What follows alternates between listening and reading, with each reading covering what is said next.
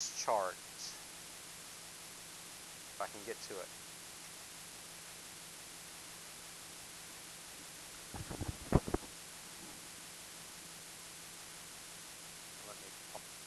All right. So every solid will make one of these 5 types of arrangements. So we have specifics for ionic, we have specifics for molecules, and then we have specific solid arrangements for atomic. So ionic, what I want us to know about this, what are some examples of ionic bond materials? All right, different salts, so we can say table salt, NaCl, magnesium what? All right, so we could say, well, let's just say something that we're not just doing a halogen, so let's say magnesium sulfate, something like that, MgSO4. Any of those things, anything that's bonded ionic, when it forms a solid, is going to form a crystalline lattice.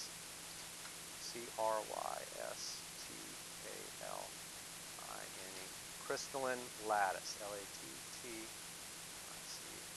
All right, yes, sir.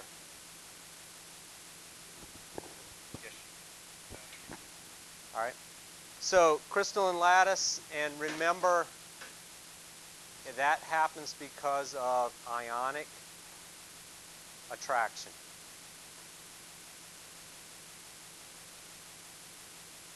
All right. So that crystalline lattice structure happens because of ionic attraction. So, you know, in this box we're talking about type of bonding, so it is ionic bonding. Now, what are some typical properties of crystals? Okay, they shatter easily, so we can say that they are brittle, right? Ionic attraction, which is an ionic bond. You can, and that's the thing too, is because of the way they form, they will get larger and larger as you add more material to it.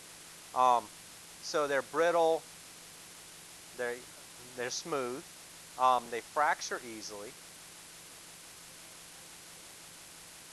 Well, they're smooth on the planar side and sharp on the edges, yeah. Fracture easily.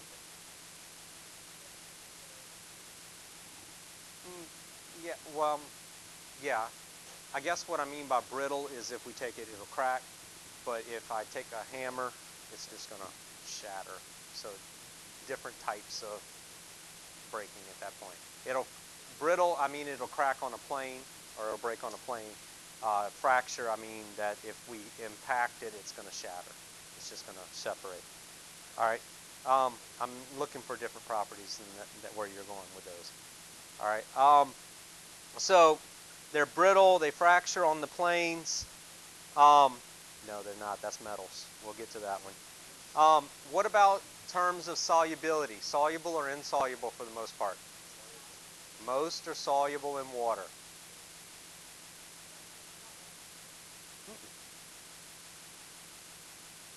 The heat of the water is just going to make it dissolve faster or slower. It'll still dissolve. So most are soluble in water. For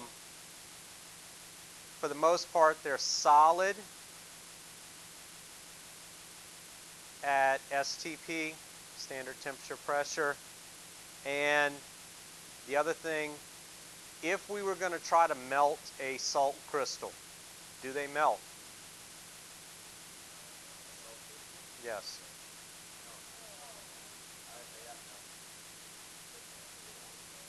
All right. So no, they do melt, but it's a very, very, very high melting point, not something that you're going to do on a stove.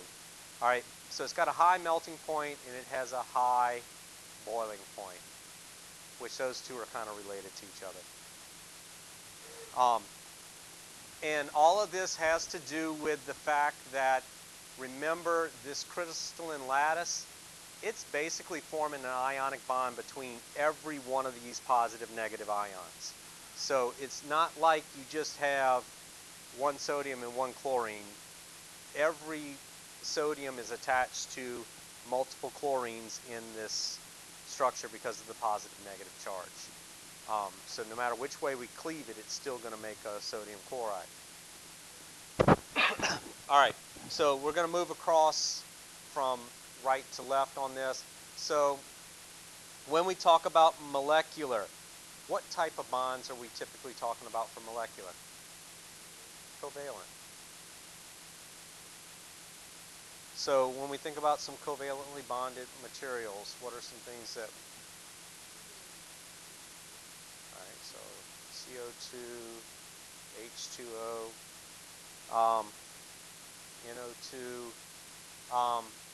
Think about things like wax, fats, um, fats like lipids, like Crisco, thing like that. Any kind of waxes like paraffin and all of that. Those are all there. All right. So type of bonding that's occurring there is covalent. What about the type of intermolecular forces that we're going to be associating with these? Dipole, dipole.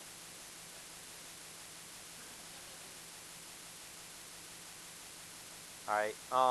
And then London dispersion is involved in there as well, because London dispersion is always there. All right. Now, so when we think about these, as far as properties of it, thinking about melting point and boiling point, is there any kind of hard, fast rule on melting point and boiling point for these? No. So this one varies by compound.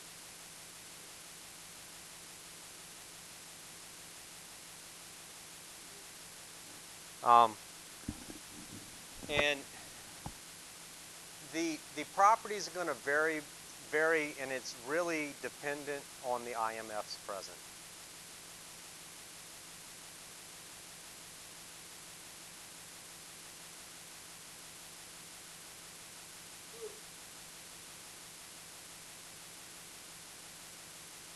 So it depends on the strength of the IMFs and all of those things.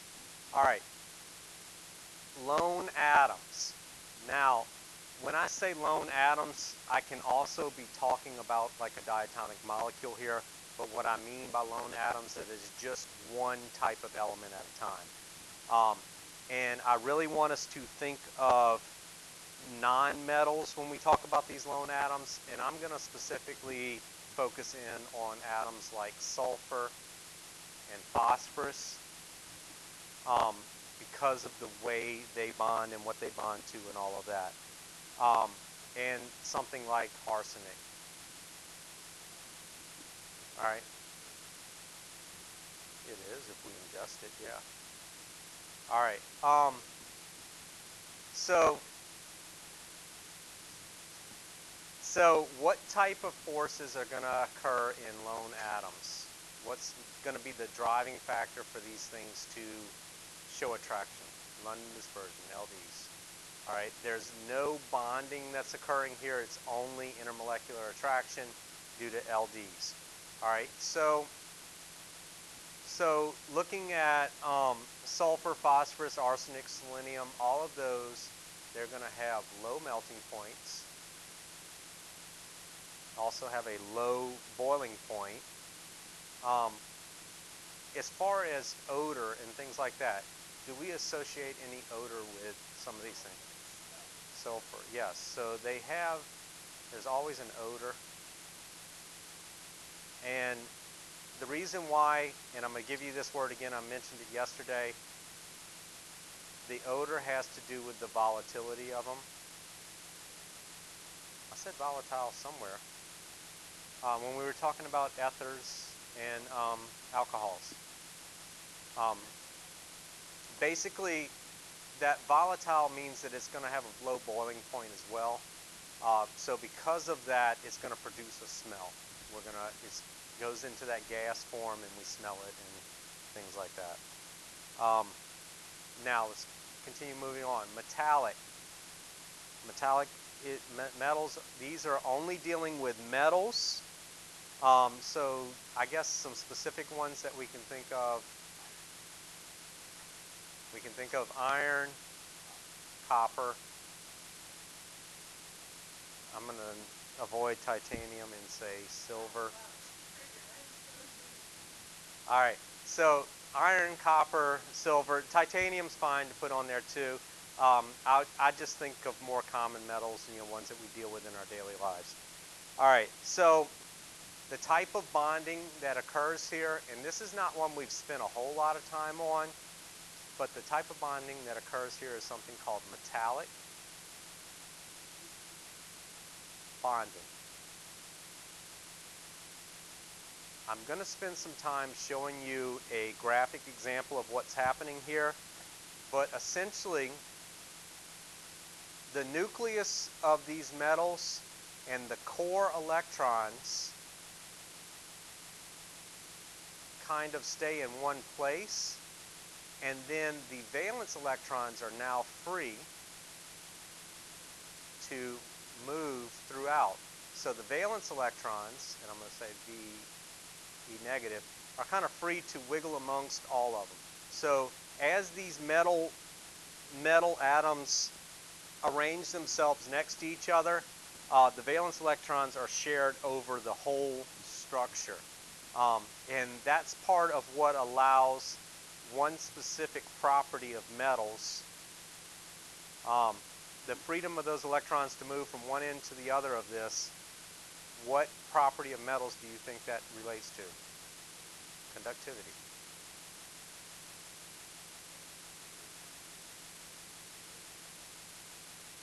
We'll talk about it.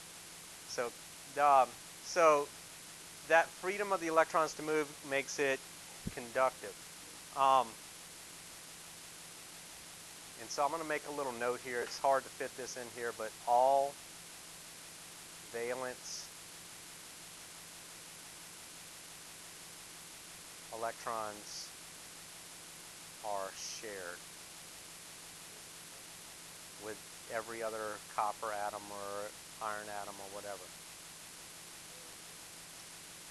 So the valence electrons are free to flow from one end to the other throughout the whole sample of the metal. They're just shared over the whole thing.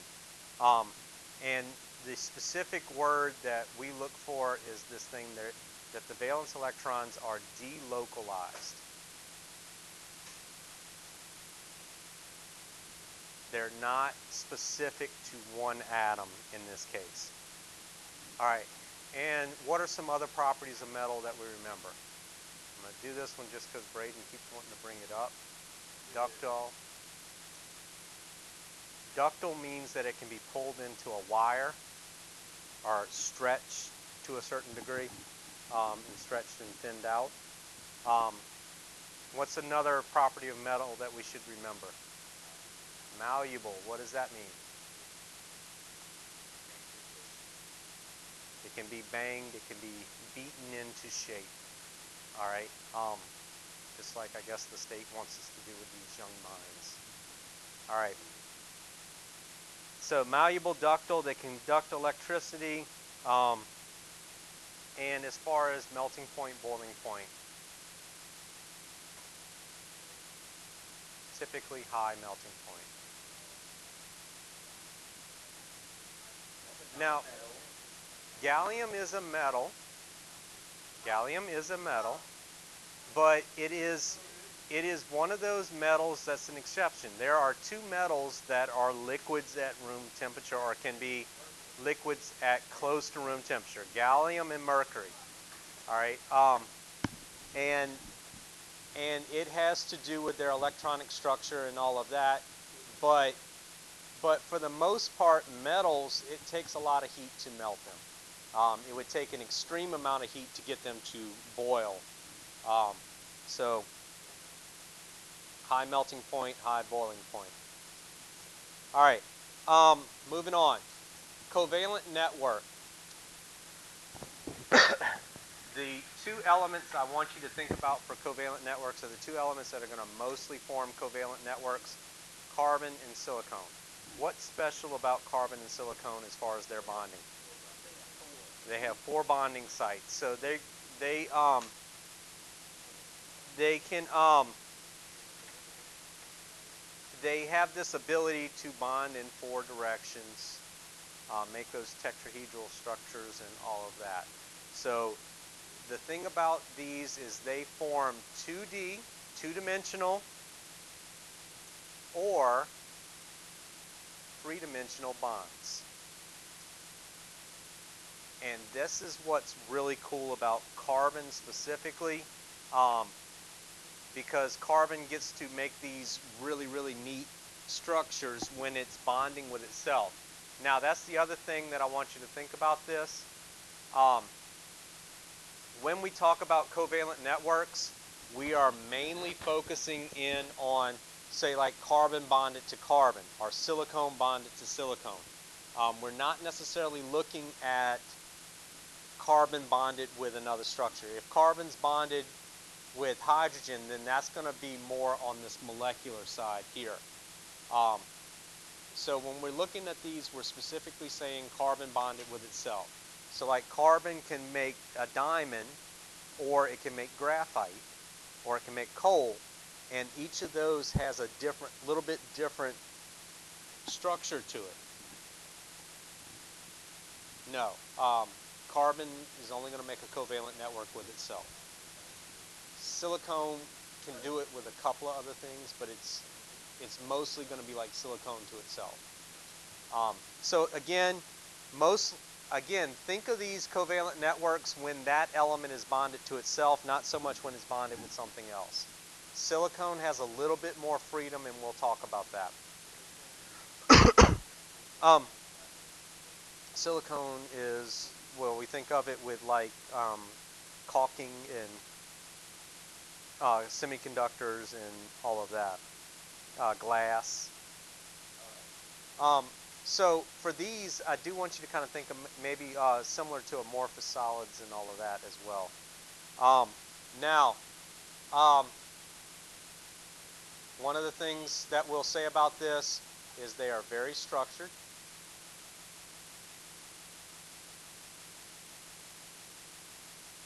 They're very structured. They tend to have high melting point. That is a funky M.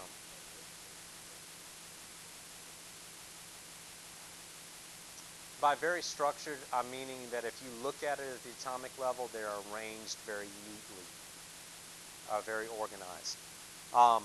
But that does attribute to the fact that they are somewhat strong. You know, you think about a diamond is very, very hard. It's going to be hard to break and hard to change its shape. Graphite, even though graphite slides off in planes, it's still very strong in its structure. So yeah. And that also, they're very stable. All right. So let's back up a little bit.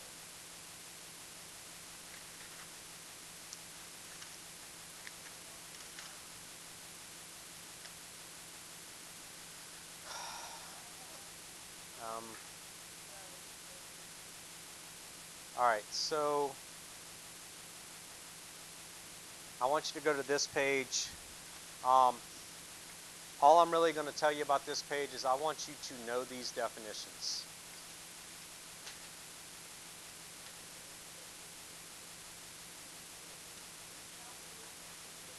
All right, so just kind of basically go through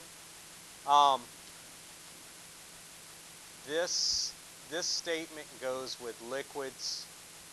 All right, but know these definitions: know surface tension, capillary action, and viscosity. The video that we watched the other day mentioned these and talked about that.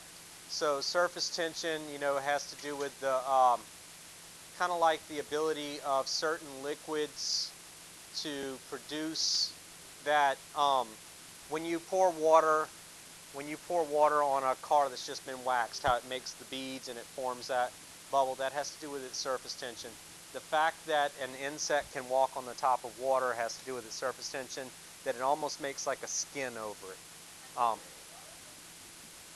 Yes, and it has a lot to do with the cohesion and adhesion of it. All right. Capillary action is more like when you stick a straw in water, you'll notice that some of the water goes up into the straw a little bit higher than the level. Viscosity is resistance to flow, so some liquids are more resistant to flow than others. So like honey compared to oil or things like that. Most viscous, least viscous, I don't know. I know we tend to compare everything to water, make our comparisons to the viscosity of water.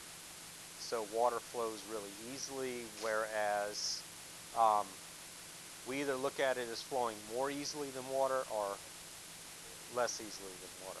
So honey is more viscous than water, and oil, we might say, is less viscous than water. Yes? Say again. Yeah. So if I'm filling up a glass of water, all right, there's my glass. If you've ever filled it really slowly, you notice that you can kind of overfill it and it stays in, and that has to do with the surface tension, that it's going to hold it in that place. All right. All right, moving on. All right. So we have these two diagrams, and so that KB can get her biology words, we have this property of cohesive and adhesive. So basically, if you remember way back when in physical science, we talked about when we look at a graduated cylinder, how do we read a graduated cylinder? Bottom of the meniscus. So most of the time we've experienced a meniscus that is a concave curve. Well, if you ever look at a mercury thermometer, you would notice, or a mercury barometer or thermometer, like my barometer on that wall, if you look at it, it's mercury. And what you'll see is it makes a convex meniscus. It kind of flattens. But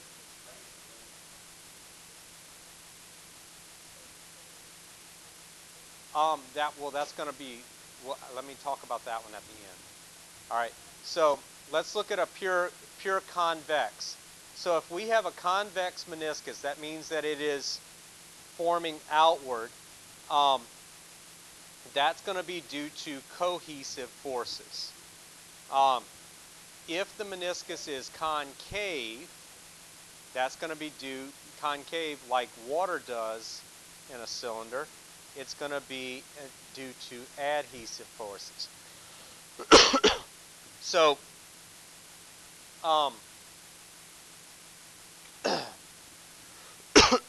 excuse me.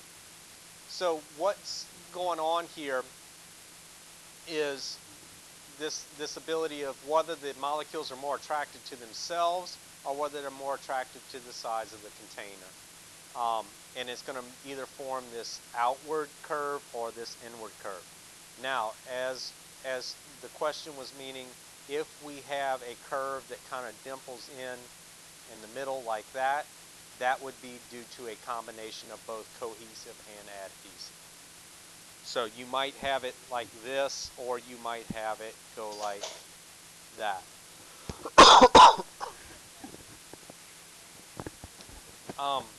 I would have to look those up. I really don't know them off the top of my head. So I just really want you to know more these two. All right. So that's all I really want you to know on that slide is just cohesive equals convex, adhesive equals concave.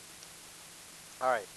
So types of solids, again, this is just more for you to kind of read through and know what's going on. We're going to refer to crystalline solids as far as ionic. Covalent solids, network covalent solids, and metallic solids.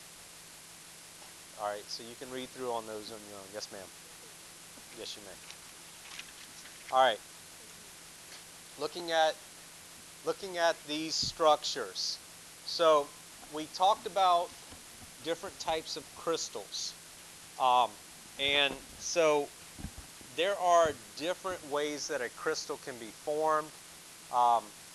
We can form an ionic crystal, which is what we're looking at in the middle. This is sodium chloride. So when we look at this one, we're going to call this type of crystal an ionic lattice.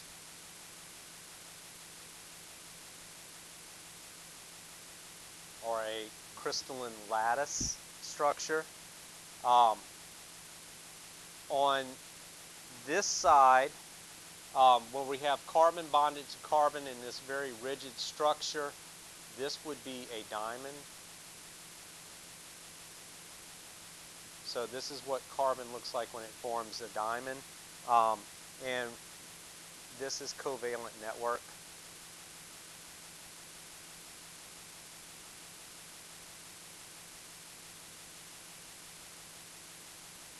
All right. And then on this side, this type of crystal is formed from a molecular bond. All right, so let me talk about this one just a little bit. Molecular bond. Now, what am I going to ask you to do with these drawings? All right, the AP may ask you to draw them. You don't have to be as detailed as these are, but you need to be able to understand what's going on here. So in a crystalline solid for a covalent network, you need to understand that the carbon is bonding in a three-dimensional format. So the carbon is not only bonding up and down, but it's bonding in and out at the same time. So we'll see that one, and I'll show you a two-dimensional bonding of carbon in just a minute as well. For the ionic lattice, what we're going to think about here is think about the I'm not so much worried about showing these lines in between it because that indicates more of a bond to me than anything. But what I really want to see is that you have this positive attached to a negative, attached to a positive, attached to a negative, attached to a positive, negative, and so on. So all of the sodiums are, I'm doing this backwards. The small ones should be the positive and the large ones should be the negative. But you get the idea of this structure, and that's how it goes. So each one of these is an ionic bond in any direction. All right. Now for the molecular bond, notice that we have two different types of structures. So between the hydrogen and oxygen here, we have a chemical bond, or a covalent chemical bond, where the electrons are being shared. And then we have these little dash structures, which are the IMF, the H bond.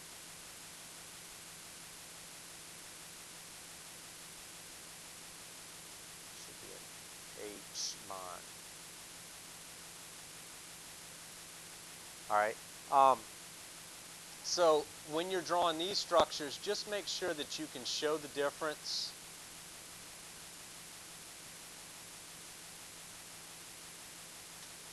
between a chemical bond and an IMF.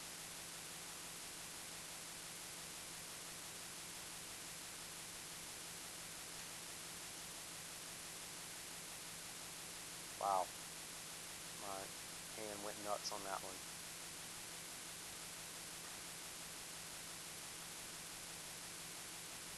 So make sure you can show the difference between the chemical bond and the intermolecular force. So moving forward a little bit,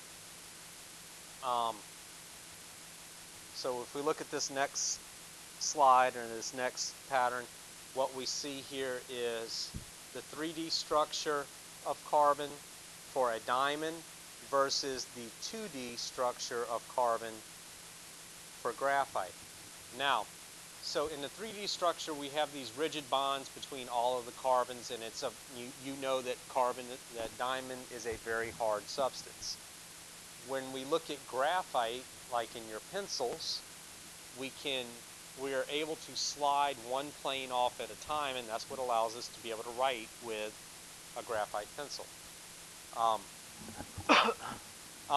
So the bonds are really strong between the carbons in one plane, and then they're really weak between the carbons in another plane. And that's happening because everywhere right here, this is a double bond, and then in between like this is a single bond. And it's a lot easier to break it in this direction than it is in the planar direction. And that's where this has got a weak bonding between the layers and a strong bonding within the layers. Alright, and then this is just another way to look at the same thing, looking at something like graphite.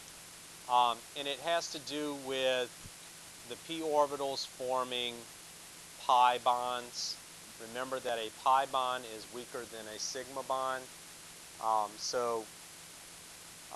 Those pi bonds is what allows it to break off in planes. Alright, I'm not really going to mark anything up on that one.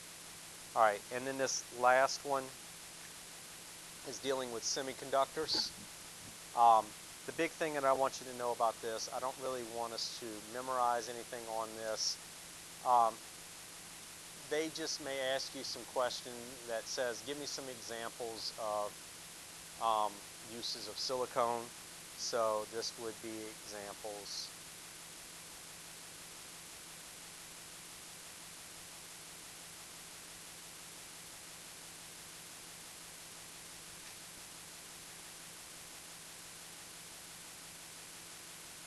Silicone. And so the big thing is, we can make them into ceramics, which are brittle and they're resistant to heat and things like that. They don't degrade very much. And then the other side of it would be like in semiconductors and computers and all of that. And one of the neat things about this is we can actually increase or decrease the conductivity of a semiconductor by doping it with silicone. More or less silicone and fewer or greater valence electrons. All right, so just kind of now this is the one I was talking about with metallic bonding. So if this is, let's just say this is copper, copper 2 or whatever, what we realize is that every copper atom has 2 excess electrons. So when we line up these copper atoms, they're gonna donate their 2 valence electrons to the system. So when we have all these copper atoms in here, you have all of these extra electrons that are free to flow from one end of the piece of copper to the other. That they can kind of wiggle and meander through however path they choose. And this is only the valence electrons that this occurs with. Don't worry about this down here. Yeah, I know y'all don't have that. That's why I was letting you know, don't worry about it. I don't want you to copy it or anything. Just know that they're kind of free through. And then for the alloys, just be familiar with these words in case it's ever asked to you. Substitutional alloy, where we replace one metal with another. So we have an alloy between copper and zinc, which would be like brass. that it has two different metals in there, and then we have what's called interstitial alloy, um, where a smaller atom is inserted into a metal. So we strengthen steel, or we strengthen iron by adding carbon to it to form steel. So this would be like example of carbon steel, is that we basically inject carbon into or in between the iron atoms. All right, and all of that this affects the conductivity and all of that, but it also makes it more tightly packed or more dense because we fit those smaller atoms in between. All right, so that's it. The only thing, we're going to do one question together, but you'll be able to get it off the video at the end. All right, so the last thing I wanted to point out is if you notice right below the chart that we filled in, this is actually the answers to that chart. So anything that you missed or couldn't fit in the boxes, you'll find on there. You can kind of relate the two together. I would kind of study the two in conjunction with each other. All right. So this is the question that I want us to be able to answer.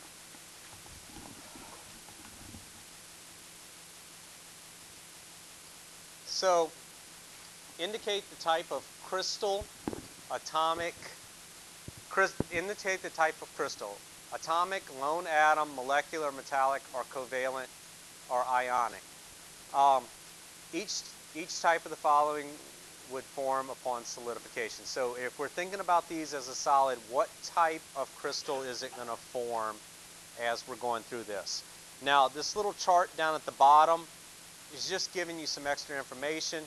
I'm not so worried about looking at that. I really just want us to look at the atom itself.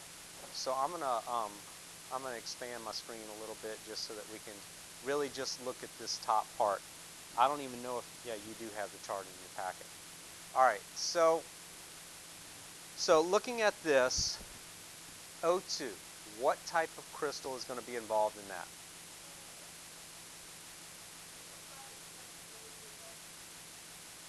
Well, it is atomic, but specifically what type of atomic? Lone atom. All right. H2S. First off, we can judge, is this an ionic or covalent bond? Covalent, so it's either going to be, it's going to be molecular.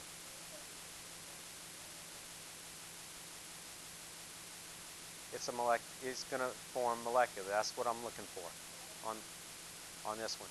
So silver forms what type? What is silver? It's by itself, but it is a metal, so it's metallic.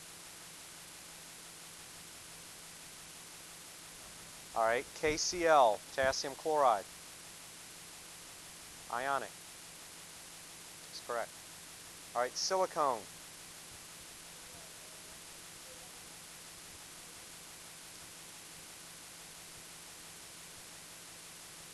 Covalent network. Remember, silicone and carbon.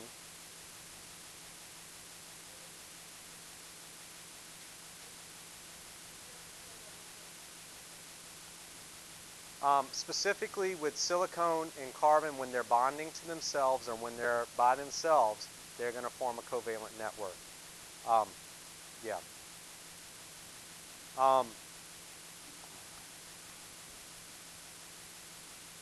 Aluminum sulfate. Ionic. All right, and I'm going to start from the bottom and work our way up. Now, CH4. Now, is it covalent network? Remember, covalent network is bonded to itself, so this is going to be molecular.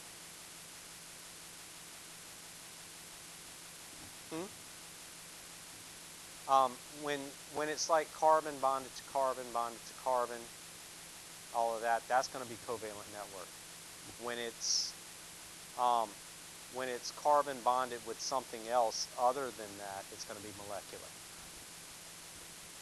Yes, all the time. All right, sodium hydroxide.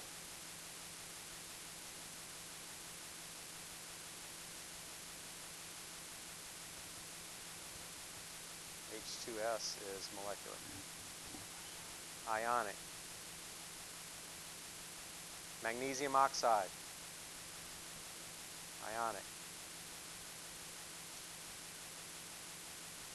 NH3, ammonia.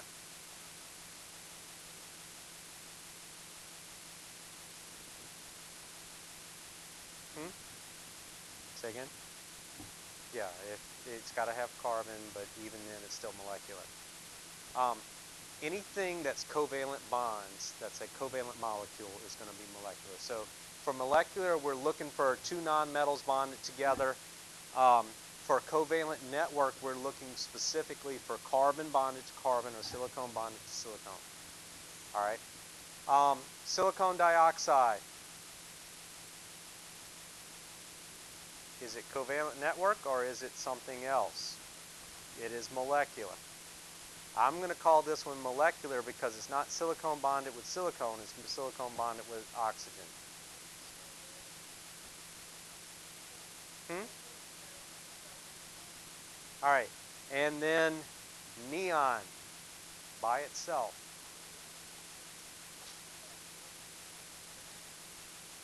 I didn't hear you. All right. So that is it for today.